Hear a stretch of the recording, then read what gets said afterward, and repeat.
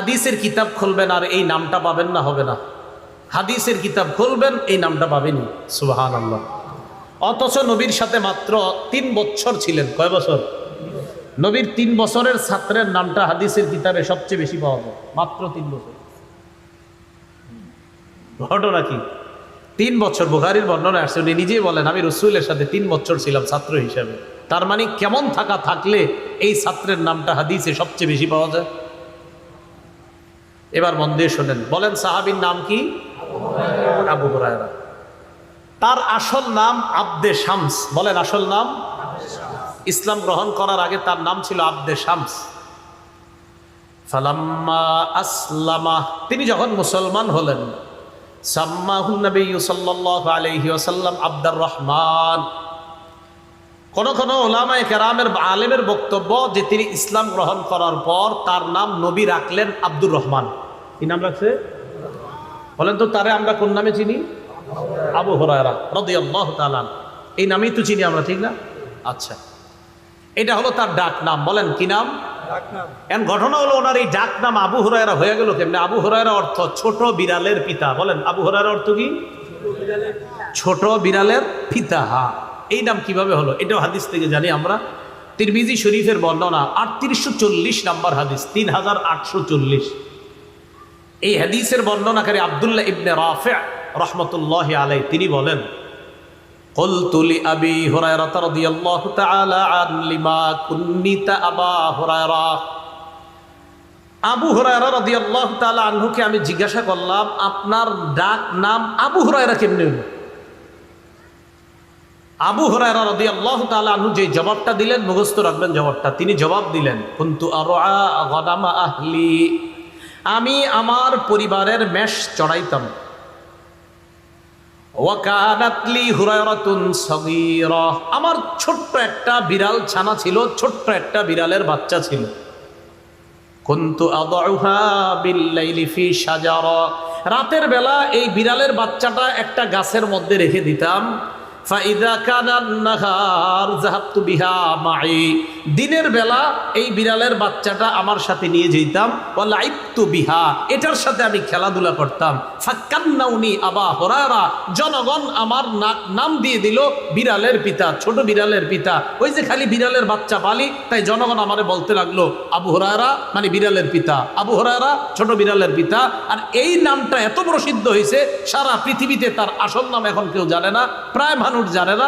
তার এই নামটাই আল্লাহ প্রসিদ্ধ করে দিয়েছেন। বুঝে আসছিলেন? তাহলে জনগণ আমাদের নাম দিয়ে দিলেন কান্নাউনি আবা হুরায়রা, আমার ডাক নাম দিয়ে দিছে আবু হুরায়রা। তখন থেকে আমি আবু হুরায়রা, হাদিসের কিতাবে আবু হুরায়রা, ইতিহাসের কিতাবেও আমি আবু হুরায়রা। আবু হুরায়রা রাদিয়াল্লাহু তাআলা আনহুর এলাকা কোথায়? বলেন আমার সাথে, ইয়েমেনের দাউস। বলেন ইয়েমেনের দাউস নামক এলাকায় তার বাড়ি। ইয়েমেনের দাউস, এটারও একটা দলিল আছে। তিরমিজি শরীফের বর্ণনা 3838, কত হয়? 3838, মানে 3838। তো সুন্দর সহজে মনে রাখার জন্য 3838, 3838 নম্বর হাদিস। এই হাদিসের বর্ণনাকারী আবু হুরায়রা রাদিয়াল্লাহু তাআলা তিনি বলেন, ক্বালা রাসূলুল্লাহ সাল্লাল্লাহু আলাইহি ওয়াসাল্লাম মিম্মান আনতা ইয়া আবা হুরায়রা, আবু হুরায়রা তুমি কোন এলাকার মানুষ? আবু হুরায়রা জবাব দিলেন, মিন দাউস, হুজুর আমি দাউস গোত্রের মানুষ, আমি দাউস এলাকার মানুষ। দাউস হলো ইয়েমেনের এলাকা, একটা এলাকার নাম। বলেন তো আপনারা, আবু হুরায়রা যেই এলাকার মানুষ দাউস, ওই দাউসটা কোন জায়গায়? এই ইয়ামানবাসীর জন্য রাসূল সাল্লাল্লাহু আলাইহি সাল্লাম স্পেশাল বরকতের দোয়া করেছেন। তার মানে বরকতের এই দোয়াটা আবু হুরায়রা রাদিয়াল্লাহু তাআলা আনহুও পেয়েছেন। সহিহ বুখারীর 7094 নম্বর হাদিসের বর্ণনা। এই হাদিসের বর্ণনাকারী আব্দুল্লাহ ইবনে ওমর রাদিয়াল্লাহু তাআলা আনহুমা। আব্দুল্লাহ ইবনে ওমর রাদিয়াল্লাহু তাআলা আনহুমার বক্তব্য, তিনি বলেন, যাকারান নবী সাল্লাল্লাহু আলাইহি ওয়াসাল্লাম ফাকাল আল্লাহুম্মা বারিক লানা ফি শামিনা, আল্লাহুম্মা বারিক লানা ফি ইয়ামানিনা। قالوا وفي نجدنا قال اللهم بارك لنا في شأمنا اللهم بارك لنا في يمننا। রাসূলুল্লাহ সাল্লাল্লাহু আলাইহি সাল্লাম বললেন, আল্লাহ আপনি আমাদের শামে বরকত দেন, আমাদের ইয়েমেনে আপনি বরকত দেন। সাহাবীগণ বললেন, হুজুর নজদের জন্য একটু দোয়া করেন। নবী আবার দোয়ায় বললেন, আল্লাহ আপনি আমাদের শাম মানে বর্তমান সিরিয়া, আল্লাহ আপনি সিরিয়ায় বরকত দেন, ইয়েমানে বরকত দেন। সাহাবীগণ বললেন, হুজুর নজদের বরকতের দোয়া করেন।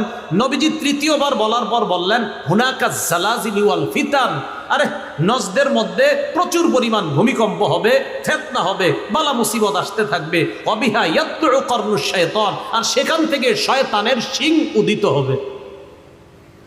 এজন্য সেই এলাকার জন্য দোয়া করলেন না। বুঝাইতে চাইলাম আবু হুরায়রা রাদিয়াল্লাহু তাআলা আনহু যে এলাকার, সেই এলাকার বরকতের দোয়া কে করেছেন? নবীজি। খুব মন দিয়ে বুঝলে আশা করি কেউ আপনাদেরকে ইনশাল্লাহ কথাবার্তা যদি বলে অন্তত বলতে পারবেন যে যেই মানুষটার এলাকার বরকতের দোয়া নবী করলেন, এই মানুষটার সমালোচনা তুমি কিভাবে করো। এই তো গেল তার এলাকা। এবার আসেন তার খাদ্য। আবু হুরায়রা রাদিয়াল্লাহু তাআলা আনহুর খাদ্য, এই খাদ্যে যেন বরকত হয় এই দোয়াও নবী করছেন। তিরমিজি শরীফের বর্ণনা 3839 মানে 3839 এই হাদিসের মধ্যে আসছে, রাসূলুল্লাহ সাল্লাল্লাহু আলাইহি ওয়াসাল্লাম এক জায়গায় অবস্থান করতেছে। আবু হুরায়রা রাদিয়াল্লাহু তাআলা আনহু নবীজির কাছে আসলেন। আবু হুরায়রা রাদিয়াল্লাহু তাআলা আনহু বলেন, আতাইতু রাসূলুল্লাহ সাল্লাল্লাহু আলাইহি ওয়াসাল্লাম বিতামারাত, আমি রাসূলুল্লাহ সাল্লাল্লাহু আলাইহি সাল্লামের কাছে কিছু খেজুর নিয়ে আসলাম। খেজুরগুলা একটা মিজওয়াদের মধ্যে ছিল। আরবিতে মিজওয়াদ এর অর্থ হলো থলে বা একটা পাত্র, এই পাত্রের মধ্যে খেজুরগুলা ছিল। খুব বুঝেন, তিরমিজির 3839 নম্বর হাদিস। তো নবীজির কাছে আইসা আমি বললাম, উদুল্লাহ, হুজুর আল্লাহর কাছে একটু দোয়া করেন। কি দোয়া করবো? হুজুর আল্লাহর কাছে দোয়া করেন আল্লাহ যেন এটার মধ্যে বরকত দেয়। উদুল্লাহ ফিহিন্না বিল বারাকা, আপনি আমার এই খেজুরগুলাতে যাতে প্রচুর বরকত হয় এই দোয়াটা আপনি আল্লাহর কাছে করেন। একটু বুঝেন, আবু বকর সিদ্দিক রাদিয়াল্লাহু তাআলা আনহু খলিফা ছিলেন প্রায় 2 বছর ধরে আমরা, বা একটু কম বেশি। ওমর ফারুক ছিলেন 10 বছর, ওসমান 11-12 বছর, 12 যদি ধরি, 10 আর 12 22, আবু বকরের 2 প্রায় 24। তো একটু বুঝে নিবার, রাসূলুল্লাহ সাল্লাল্লাহু আলাইহি সাল্লামের কাছে আবু হুরায়রা আসছে। দেখেন মনে রাখবেন কিন্তু, আবু বকরের খেলাফত, ওমরের খেলাফত, ওসমানের খেলাফত। কেন বললাম একটু পরে বুঝবেন। আবু হুরায়রা রাদিয়াল্লাহু তাআলা আনহু খেজুর নিয়ে আসলেন, বললেন হুজুর বরকতের দোয়া করেন। নবীজি সাল্লাল্লাহু আলাইহি সাল্লাম বরকতের দোয়া করে দিলেন। নবীজি সাল্লাল্লাহু আলাইহি সাল্লাম বরকতের দোয়া কিভাবে করলেন? আবু হুরায়রা বলেন, জম্মাহুন্না, খেজুর সবগুলারে এক জায়গায় করলেন, করার পর সুম্মা দাআলি ফিহিন্না বিল বারাকা, এই খেজুরগুলাতে যেন বরকত হয় নবী আমার জন্য দোয়া করলেন। দোয়া করার পর আমাকে বললেন, খুযহুন্না ওয়াজআলহুন্না ফি মিজওয়াদিকা, আবু হুরায়রা খেজুরগুলা নাও, তোমার থলের মধ্যে খেজুরগুলা রেখে দাও। আবু হুরায়রা বলেন, থলের মধ্যে রাখলাম। রাখার পর নবীজি আমারে বললেন, শোনো, কুল্লামা আরাদতা আন তাকুলা মিনহু, তুমি যখনই খেজুর খাইতে চাইবা, আদখিল ফিহি ইয়াদাকা, তখনই তোমার হাতটা থলের মধ্যে ঢুকাইবা, প্রবেশ করাইবা, সেখান থেকে খেজুর নিবা, খাইবা। ওয়ালা তানসুরহু নাসরা, কখনো এই ঝুড়িটা, এই থলেটা, এই প্লেটটা, পাত্রটা এইভাবে ঝেড়ে ফেলে দিও না, তুমি খালি হাত দিবা আর খেজুর নিবা। কথা বুঝে আসছেন? এবার আসেন খেলাফতের আমল কেন বললাম। আবু হুরায়রা বলেন, এইভাবে দোয়া করে দেওয়ার পর আমি ওখান থেকে হাত দিতাম, আল্লাহর রাস্তায় খেজুর দান করতাম। কুন্না নাকুলু, আমাদের পরিবারের সবাই খেজুর খাইতাম। অনুতইমু, অন্যদেরকেও খেজুর খাওয়াইতাম। আবু হুরায়রা বলেন, শুধু তাই নয়, এইভাবে চলতেছিল, আমি খেজুর খাইতাম, অন্যদেরকে খেজুর খাওয়াইতাম। লা ইউফারিকু হাকবি, আমার খেজুরের এই থলেটা আমার কোমর থেকে কখনো আলাদা হইতো না। হাত্তা ইদা কানা ইয়াউমু কতলি ওসমান, যেদিন হযরতে ওসমান শহীদ হয়ে গেলেন, ইন্নাহু ইনকাতা, খেজুরের থলেটা এখান থেকে সরে গেছে, পড়ে গেছে, এর মানে তখন ঝরে পড়ে গেছে। ওই যে রাসূল বলছিলেন একবারে ঝেড়ে ফেলে দিও না, কিন্তু ওসমান যেদিন শহীদ হয়েছে ওই দিন আমার থেকে এটা ছুটে পড়ে গিয়েছে। এর আগ পর্যন্ত আমি কখনো দেখি নাই ভিতরে, শুধু হাত দিতাম, আর যত পরিমাণ খেজুর দরকার আমি খাইতাম, অন্যকে খাওয়াইতাম, আল্লাহর রাস্তায় দান করতাম। আবু হুরায়রা দেশেও বরকত, খাদ্যেও বরকত, কারে নিয়ে সমালোচনা, এটার একটা কারণ আছে। হাদিস অস্বীকারীরা এই সাহাবীদের সমালোচনা যদি করতে পারে, তারে যদি সমালোচনা আনতে পারে যারা হাদিস অস্বীকার করে, ইদানিং তো এই ফিতনা ভয়ঙ্কর। তো যে আবু হুরায়রার সমালোচনা যিনি করেছেন তিনি একজন হাদিস অস্বীকারী, তাকে যদি সমালোচিত করা যায় তাহলে আপনার বুখারীর হাদিস কিছু আবু হুরায়রার বর্ণনাকৃত হাদিস বেশি, তখন এটার উপরে আঘাত করা যাবে। আল্লাহ আমাদেরকে তাদের ফিতনা থেকে হেফাজত করেন, আল্লাহ তাদেরকে বুঝদান করেন। তাহলে আবু হুরায়রা যে দেশে সেখানে বরকত, তার খাদ্যেও বরকত। এখন আসেন, আবু হুরায়রা রাদিয়াল্লাহু তাআলা আনহু এবং তার মা, তাদের জীবনেও কি পরিমাণ রসুলের দোয়ার প্রভাব আর বরকত এবার একটু দেখে নিই। মুসলিম শরীফের বর্ণনা 2491 নম্বর হাদিস আমাদের মাদ্রাসার পাঠ্যপুস্তক অনুসারে, আর আপনাদের ওই পকেটের মোবাইল অনুসারে 6290 নম্বর হাদিস। এই হাদিসের মধ্যে আসছে আবু হুরায়রা রাদিয়াল্লাহু তাআলা আনহু বলেন, কুনতু আদউ উম্মি ইলাল ইসলাম, আমি আমার আম্মাকে ইসলামের দাওয়াত দিতাম। এই হাদিসটা সবাই মন দিয়ে শুনেন। আমি আমার আম্মাকে ইসলামের দাওয়াত দিতাম, ওয়াহিয়া মুশরিকা, আম্মা ছিলেন মুশরিকা। ফাদাউতুহা ইয়াওমা, একদিন আমি আম্মাকে দাওয়াত দিলাম। ফাসমাতনি ফি রাসূলিল্লাহি সাল্লাল্লাহু আলাইহি ওয়াসাল্লাম মা আকরা, একদিন আমি দাওয়াত দেওয়ার পর আল্লাহ নবীর ব্যাপারে এমন এমন কিছু শব্দ আমারে শোনায় দেয় যে কথাগুলো আমার পছন্দ হয় নাই। আমি দাওয়াত দিই আম্মারে, একদিন দাওয়াত দিছি, নবীজির ব্যাপারে এমন এমন কথা বলছে আমার খুব খারাপ লাগছে, ছি ছি, নবীর ব্যাপারে এগুলো কি বললো আমার আম্মা। তো যখন রসুলের ব্যাপারে উল্টা পাল্টা কথা বলছে, আমি দৌড়ে নবীজির কাছে গেলাম। আতাইতুন নবী সাল্লাল্লাহু আলাইহি ওয়াসাল্লাম ওয়া আনা আবকি, আমি কাঁদতে কাঁদতে রসুলের কাছে গেলাম, কান্নারত অবস্থায় চোখের পানি পড়তেছে। নবীজির সামনে গিয়ে বললাম, উদউল্লাহা আইয়াহদিয়া উম্মা আবি হুরায়রা, হুজুর আল্লাহর কাছে একটু দোয়া করেন, আল্লাহ যেন আবু হুরায়রার মাকে হেদায়েত দিয়ে দেন। কি হইছে আবু হুরায়রা? হুজুর কুনতু আদউ উম্মি ইলাল ইসলাম, আমার আম্মারে আমি ইসলামের দাওয়াত দেই। ফাতাবা আলাইয়া, আম্মা বারবার দাওয়াত অস্বীকার করে। ফাদাউতুহাল ইয়াউমা, আজকে আম্মাকে দাওয়াত দিলাম। ফাসমাতনি ফিকা মা আকরাহু, আম্মা আপনার ব্যাপারে এমন কিছু শব্দ বলছে এগুলো আমার পছন্দ হয় নাই, তাই আমি আপনার কাছে আসছি, আপনি একটু আল্লাহর কাছে দোয়া করেন, আল্লাহ যেন আমি আবু হুরায়রার মাকে হেদায়েত দিয়ে দেন। নবীজি সাথে সাথে বললেন, আল্লাহুম্মা হদি উম্মা আবি হুরায়রা, আল্লাহ আপনি আবু হুরায়রার মাকে হেদায়েত দিয়ে দেন। আবু হুরায়রা বলেন, ফাখরাজতু মুস্তাবশিরান বিদাওয়াতি রাসূলিল্লাহি সাল্লাল্লাহু আলাইহি ওয়াসাল্লাম, খুশিতে আমি দৌড় দিলাম আল্লাহ নবীর দোয়া, এই দোয়ার কারণে আমি এত খুশি হইলাম, তাড়াতাড়ি বাড়ির দিকে দৌড় দিলাম, বাড়িতে রওনা করলাম। ফাসরিআতু ইলাল বাব, ফাসরিআতু ইলাল বাব, বাড়িতে গেলাম, দরজার সামনে গেলাম। ওয়া হুয়া মুজাব, গিয়ে দেখি দরজাটা বন্ধ, বাড়ির দরজা। কিরে দরজা বন্ধ কেন? একটু পরে আমি বুঝতে পারলাম, সামিআত উম্মি খাশফা কাদামাইয়া, আম্মা আমার পায়ের আওয়াজ শুনছে ভিতর থেকে। আম্মা আমারে খুব সুন্দরভাবে বলতেছে, মাকানাকা ইয়া আবু হুরায়রা, বাবা আবু হুরায়রা যেখানে আসো সেখানে দাঁড়িয়ে থাকো। সুবহানাল্লাহ, কথা একটু নরম নরম, ঘটনা কি মনে কিছু একটা হইতেছে। আবু হুরায়রা বলতেছে, আম্মা বলতেছে, আবু হুরায়রা যেখানে আসো সেখানে দাঁড়িয়ে থাকো। আবু হুরায়রা বলেন, সামিআতু খাদখাদাতাল মা, আমি পানির টপ টপ আওয়াজ শুনতেছি। ভিতরে যদি কেউ গোসল করে অথবা আপনার উজু করে, আমরা কিন্তু বুঝি লোকটা যে গোসল করতেছে, বাইরে থেকে বোঝা যায়। আবু হুরায়রা বলেন, ভিতরে আম্মা যে গোসল করতেছে, গোসলের পানি পড়তেছে, এতটুকু আমার বুঝে আসতেছে। কিরে আম্মা গোসল করলো কেন? আবু হুরায়রা বলেন, আম্মা গোসল করলেন, ইগতাসালাত গোসল করলেন, ওয়ালাবিসাত দিরআহা চাদর বললেন, ওয়াজিলাত আন খিমারিহা তাড়াতাড়ি ওড়নাটা পেঁচাইতে পেঁচাইতে, ফাতাহাতিল বাব দরজাটা খুইলা, আমি সামনে দাঁড়ানো, আম্মা দরজা খুলেই বলতেছে, আশহাদু আল্লা ইলাহা ইল্লাল্লাহ ওয়া আন্না মুহাম্মাদুর রাসূলুল্লাহ, আমি সাক্ষ্য দিচ্ছি আল্লাহ ছাড়া কোনো ইলাহ নাই, মুহাম্মদ সাল্লাল্লাহু আলাইহি সাল্লাম আল্লাহর রাসূল। সুবহানাল্লাহ।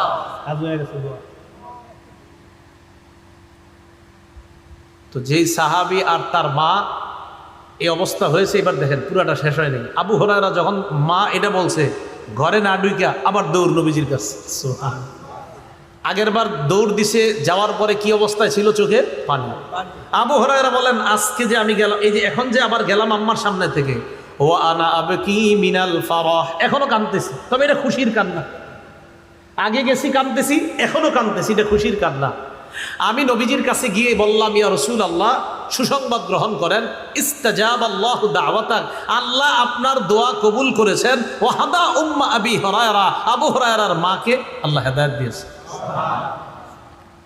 নবীজি হামিদাল্লাহ, আল্লাহর প্রশংসা করলেন, ওয়াসনা আলাই, এবং আল্লাহর শুকরিয়া আদায় করে প্রশংসা সুলভ কিছু বাক্য বললেন।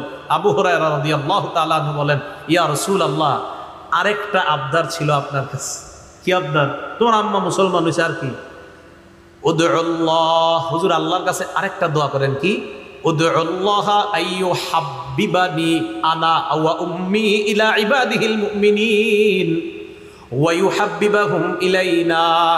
ইয়া রাসূলুল্লাহ, আল্লাহর কাছে আপনি দোয়া করেন, আল্লাহ যেন আমাকে আর আমার মাকে পুরা দুনিয়ার সমস্ত ইমানদারদের কাছে ভালোবাসার পাত্র বানায়া দেয়।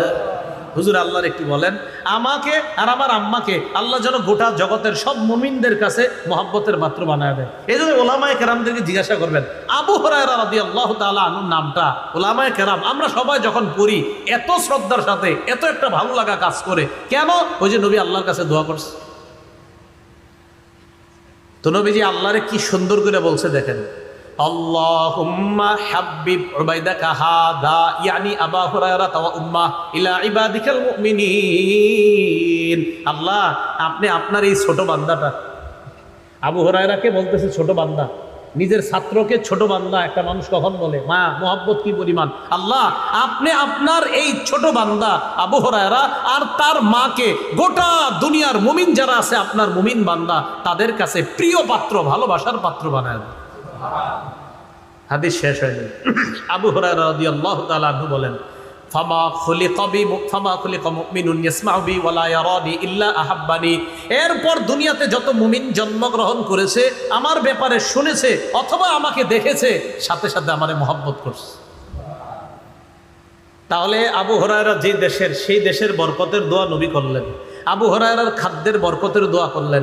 আবু হুরায়রা আর তার মা গোটা জগতের মুমিনের কাছে যেন মহব্বতের পাত্র হয়, এই দোয়া নবী করলেন। ও পৃথিবীর মুসলমান, কিভাবে একজন মুমিন হয়ে আমি আপনি, যে আবু হুরায়রা রসুলে আল্লাহর কাছে বললেন তাকে ভালোবাসার পাত্র বানায়া দেন, আমরা দোয়া করব যারা না বুঝে তার সমালোচনা করে, আল্লাহ তাদেরকে হেদায়েত দান করে যেন ইমানের পথে নিয়ে আসে। কারণ আবু হুরায়রাকে মহব্বত করার জন্য ইমান শর্ত, কারণ ইমানদার বান্দা বলছে হাদিস। এই গেল আবু হুরায়রার ব্যাপারে, তার মা আর তার ব্যাপারে কথা। আবু হুরায়রা রাদিয়াল্লাহু তাআলা আনহুর মেধা প্রথমে বেশি ছিল না। ওনার বর্ণনাকৃত হাদিসের সংখ্যা 5374টা। এটা 5374টা।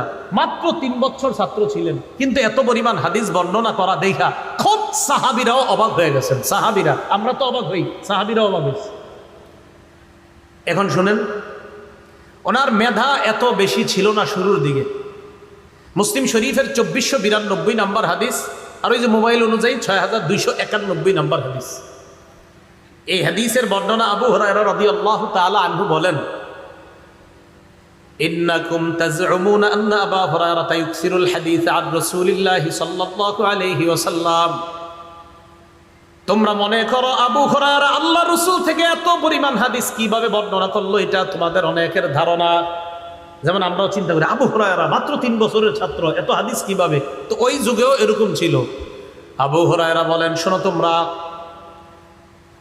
ইন্নী কুনতু রাজুলান মিসকিনা, আমি ছিলাম একজন অসহায় মানুষ।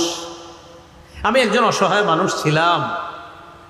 কানাল মুহাজিরুনা ইয়াশগুলুকুমুস সাকু বিল আসওয়াক, মুহাজিররা বাজারে ব্যবসা বাণিজ্য নিয়ে ব্যস্ত থাকতো। ওয়া কানাতিল আনসার ইয়াশগুলুকুমুল কিয়ামু আলা আমওয়ালিহিম, আনসাররা তাদের ক্ষেত খামারের ফসল ইত্যাদি এই সমস্ত সম্পদ রক্ষণাবেক্ষণে তারা ব্যস্ত ছিল। মুহাজিররা বাজারে ব্যবসা বাণিজ্যে ব্যস্ত থাকতো, আনসাররা সম্পদ রক্ষণাবেক্ষণ করতে ব্যস্ত থাকতো। আর আমি আবু হুরায়রা অসহায় মানুষ, যেহেতু আমার কোনো কাজ নাই, আমি সারাক্ষণ রাসূলের সাথে থাকতাম। তা একদিন নবীজি বললেন কি, নবীজি সাল্লাল্লাহু আলাইহি সাল্লাম একদিন বললেন মাইয়াবসুতু সাওবা, এই কে আছে তার কাপড় বিছায়া দিবে। একদিন বললেন কে আছে তার কাপড়টা বিছায়া দিবে। কয় কেন? কাফালাইয়ানসা শাইআ, কয় যে আজকে তার কাপড় বিছাবে আজকের পরে সে আর কিছু ভুলবে না। আবু হুরায়রা রাদিয়াল্লাহু তাআলা আনহু বলেন বাসাত্তু সাওবি, আমি আমার কাপড়ের আঁচল তাড়াতাড়ি বিছায়া দিলাম, এক বর্ণনা অথবা একটা কাপড় মনে করেন বিছায়া দিলাম। বিছায়া দেওয়ার পর, এটা হলো মুসলিম শরীফের বর্ণনা, এটা মুসলিম শরীফের বর্ণনা। বুখারীর বর্ণনা 119 নম্বর হাদিসের বর্ণনা। আবু হুরায়রা নবীজিকে বললেন ইয়া রাসূলুল্লাহ সামিআতু মিনকা হাদিসান কাসীরা ওয়া আনসা, হুজুর আপনার থেকে এত হাদিস শুনি আমি কিন্তু ভুলে যাই, আপনার থেকে প্রচুর পরিমাণ হাদিস শুনি কিন্তু আমি ভুলে যাই। নবীজি বললেন উবসুত রিদাআক, আবু হুরায়রা তোমার চাদরটা বিছাও। আবু হুরায়রা বলেন আমি আমার চাদরটা বিছাইলাম, সবাই তাকান মনে করেন এটা চাদর, বিছাইলাম। বিছানোর পর আমার দুই হাতের দিকে তাকাইতে হবে। চাদর বিছানোর পর গরফা বিয়াদাইহি, নবীজি দুই হাত দিয়ে এইভাবে কি জানি ঢাললেন, কিছু না, কিন্তু হাতে কিচ্ছু নেই, এরকম করছে। এইভাবে করার পর নবী বললেন আবু হুরায়রা জুম্মু, এটা পেঁচাও। তো এইভাবে পেঁচাইলাম, পেঁচানোর পর বললেন এবার তোমার সাথে মিলাও। বুখারীতে আছে ফাযসামামতু ইলাইয়া, বুখারী শরীফের 119 নম্বর হাদিসের মূল কিতাবে উলামায়ে কেরাম দেখবেন বাইনা সাত্রাইনে ছোট্ট করে লেখা আছে ইলা সদরি, আমি এই কাপড়টাকে আমার বুকের সাথে মিলাইলাম। শোনো দুনিয়ার মানুষ, ফামা নাসিতু শাইআন বাদা, আনসাররা তাদের সম্পদ নিয়ে ব্যস্ত থাকতো, মুহাজিররা তাদের ব্যবসা নিয়ে ব্যস্ত থাকতো, আমি রসুলের সাথে লেগে থাকতাম। রসুল একদিন চাদরে কি দিলেন তাও জানি না, বললেন চাদর বুকের সাথে মিলাও, আমি মিলাইলাম। ফামা নাসিতু শাইআন বাদা, ওই দিনের পরে আমি আর কোনো কিছু ভুলি না। বুঝাইছিনি কেন বেশি? তাহলে আবু হুরায়রার দেশও বরকতি, খাদ্যও বরকতি, তার মায়ের জীবনও বরকতি, শুধু তাই না তার মেধাটাও বরকতি মেধা। কারে নিয়ে সমালোচনা করেন? আল্লাহ বুঝার তৌফিক দান করেন। আবু হুরায়রা রাদিয়াল্লাহু তাআলা আনহুর এলেমের প্রতি কেমন আগ্রহ, হাদিসের প্রতি, চলেন নবীর মুখ থেকে শুনি। নবী খোদ সাক্ষী দিছে আবু হুরায়রার যে হাদিসের প্রতি কি পরিমাণ আগ্রহ। সহিহ বুখারীর 99 নম্বর হাদিস, এই হাদিসের মধ্যে আসছে আবু হুরায়রা রাদিয়াল্লাহু তাআলা নবীজিকে প্রশ্ন করলেন, হাদিসটা শুনেন। মান আসআদুন নাস বিশাফাআতিকা ইয়া রাসূলুল্লাহ, হুজুর আপনার কাছে জানতে চাই কিয়ামতের ময়দানে আপনার সুপারিশের মাধ্যমে সবচেয়ে কোন মানুষটা সৌভাগ্যবান হবে, আমি আপনার কাছে জানতে চাই। প্রশ্ন বুঝে আসছিনি? আবার বলছি ইয়া রাসূলুল্লাহ, কিয়ামতের ময়দানে আপনার সুপারিশের মাধ্যমে কোন ব্যক্তিটা সবচেয়ে সৌভাগ্যবান হবে? নবীজি জবাবটা কি দিলেন আগে শোনেন। আবু হুরায়রা লাকাদ জানান্তু আল্লা ইয়াসআলানি আহাদুন আউয়ালু মিনকা, আবু হুরায়রা আমি জানতাম এই জাতীয় প্রশ্ন তোমার আগে অন্য কেউ করতে পারে না। আমি জানতাম আমার আবু হুরায়রার পক্ষেই এই জাতীয় প্রশ্ন করা সম্ভব। কয় কেন জানো? লিমা রাআইতু মিন হিরসিকা আলাল হাদিস, কারণ আবু হুরায়রা আমি দেখছি অন্যান্যদের চাইতে হাদিসের প্রতি তোমার আগ্রহ কি পরিমাণ বেশি। এটা কার বক্তব্য? নবী বলতেছে আবু হুরায়রা এই প্রশ্ন যে তুমি করবা এটা আমি ধারণা করছি, কারণ এই জাতীয় প্রশ্ন তো আমার আবু হুরায়রাই করতে পারে। এবার নবীজি বললেন আবু হুরায়রা আসআদুন নাস বিশাফাআতি ইয়াউমাল কিয়ামা মান ক্বালা লা ইলাহা ইল্লাল্লাহ খালিসান মুখলিসান বিকলবিহি আও বিন, যদি ইখলাসের সাথে লা ইলাহা ইল্লাল্লাহ পড়ে এই ব্যক্তি কিয়ামতের ময়দানে আমার সুপারিশের মাধ্যমে সৌভাগ্য অর্জন করবে, সবচেয়ে সৌভাগ্যবান বান্দা হয়ে যাবে। তো আবু হুরায়রা রাদিয়াল্লাহু তাআলা আনহুর হাদিসের প্রতি আগ্রহ, এটা রাসূল সাল্লাল্লাহু আলাইহি সাল্লাম বলে দিলেন যে সাহাবীর দেশের মধ্যেও বরকত, যে সাহাবীর খাদ্যে বরকত, যে সাহাবীর জীবন তার মায়ের জীবনও বরকতি জীবন, যে সাহাবীর মেধাটাও বরকতি মেধা, যে সাহাবীর হাদিসের প্রতি আগ্রহের সাক্ষী খুদ রাসূল সাল্লাল্লাহু আলাইহি সাল্লাম দিয়েছেন, হাদিসের ক্ষেত্রে তাকে সমালোচনা করার অর্থ হলো নিঃসন্দেহে গোপনে কোনো ষড়যন্ত্র আছে। কেন তাকে কোন ধরনের বক্তব্য তাকে কেন টার্গেট করা হবে, এটা আমি গতকালকের যখন ওই ভিডিও বক্তব্য দেখলাম আমি আপনাদের সামনে বলতেও পারছি না কি বাংলাটা বলছে তার সামনে। আল্লাহ আমাদেরকে হেফাজত করেন। সাহাবীরা কার নির্বাচিত বান্দা? সাহাবীগণের প্রতি সন্তুষ্ট কে? সাহাবীগণ এই উম্মতের জন্য জানি কি নিরাপদ, সাহাবীগণ এই উম্মতের জন্য কল্যাণ। সাহাবীদের মর্যাদা হেফাজত করা রসুলের হুকুম, সাহাবীদেরকে গালি দেওয়া হারাম, সাহাবীদেরকে গালি দেওয়া রসুলের নিষেধ। রসুল্লাহ সাল্লাল্লাহু আলাইহি সাল্লামের বিখ্যাত সাহাবী আবু হুরায়রার জীবন বরকতি, দেশ বরকতি, হায়াত বরকতি, খাদ্য বরকতি, মেধাটাও বরকতি, হাদিসের প্রতি তার আগ্রহ রসুল্লাহ সাল্লাল্লাহু আলাইহি সাল্লামের সাক্ষী। আল্লাহ পাক রব্বুল আলামিন আমাদের সকলকে যে কথাগুলো বললাম শুনলাম এর উপর আমল করার তৌফিক দান করেন। আমিন ওয়া আখিরু দাওয়ানা আলহামদুলিল্লাহি রাব্বিল আলামিন। গুনাহ থেকে বাঁচার কি উপায়? গুনাহ থেকে বাঁচার উপায়, মোবাইল কম চালাইবেন। কি কম চালাইবেন? হ্যাঁ, এই যুগে ভিডিও টিডিও কম দেখবেন, গুনাহ থেকে একদম সহজে এটা আর কি এই যুগের জন্য আর কি বলছি না। মোবাইল চালানো না যায় যেটা বলছি না, আপনি না চালায় দেখেন 1 মাস দেখবেন অটোমেটিক গুনাহ চলে যেতেছে। আল্লাহ আমাদের সকলকে কথাগুলা বোঝার তৌফিক দান করেন। আসসালামু আলাইকুম ওয়া রাহমাতুল্লাহি ওয়া বারাকাতুহু।